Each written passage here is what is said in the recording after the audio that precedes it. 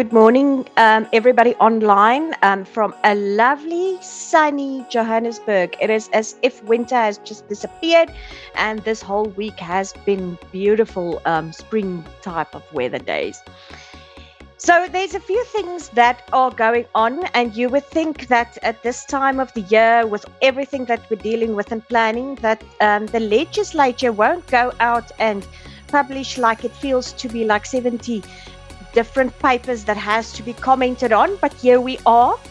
So National Treasury issued a paper on the unclaimed financial assets that follows on what FSCA published a few years ago.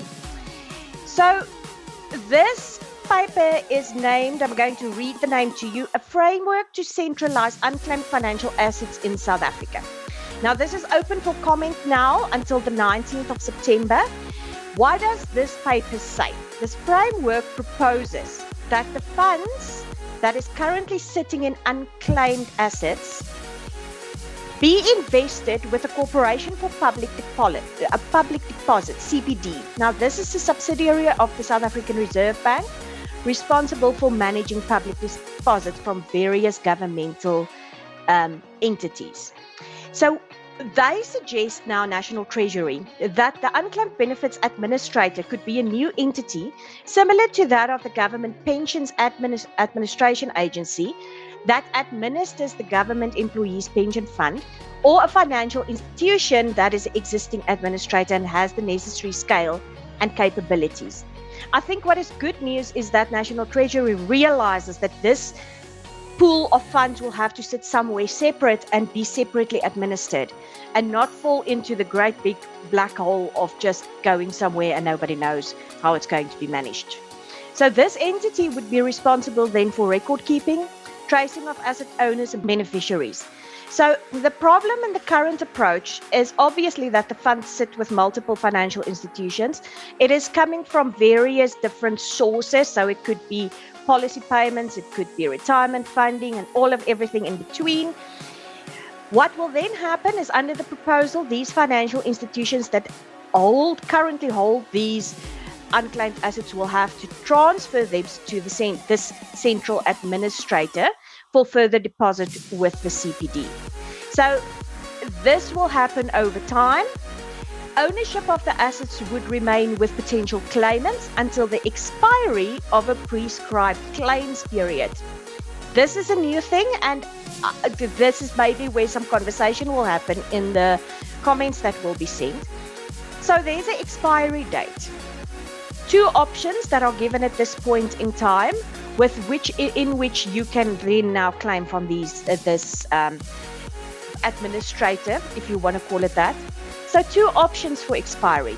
Beneficiaries who would have reached age 110 are presumed to have died, and that claim then falls away. Or the second option would be that there's a prescribed time of 45 years after the policy lapses or the end of the retirement situation and first becomes unclaimed. So there's a 45-year prescription period. Interesting, I haven't read it myself as it only came out. I only read the summary. I think there's a bit of work to do. If you would want to be involved in comments that the FPI is going to compile and send through to National Treasury, please let us know, and we will include your comments in our feedback. You are welcome to either contact me at Nici at FPI or Lelani at CEO at fpi.co.za to give us your comments. Then that is not the only thing that we're commenting on at this point in time. There's also the recognition of trusts bill is out. It came out about 2-3 weeks ago, where the entire Trust Property Control Act is going to be repealed and replaced. This is currently open for comment and we're working on it. So if you want to be involved in that, let me know. And then there's also a legal practice amendment bill, which has quite far-reaching consequences if it should go through, for who is allowed to draft wills. We are also going to comment on it in collaboration with PISA. We have spoken to them about it. And if you want to have a look at that, it is on the Department of Justice's website. Then from FPI, please join us at Leaderex on the 1st of September on Spring Day. If you are in Johannesburg, at the Sandton Convention Center, we will have workshops the entire day. We will have some of our members giving pro bono advice to consumers during the day. And obviously, as always, we'll have our great panelists and our speakers on stage talking to consumers about financial issues.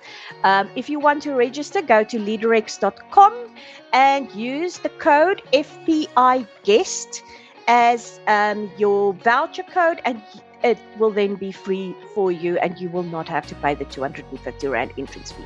So please join us on Leaderex on that day. It's always lovely to see our members there, and send consumers there as well. I think they can. It will be a brilliant day for them as well.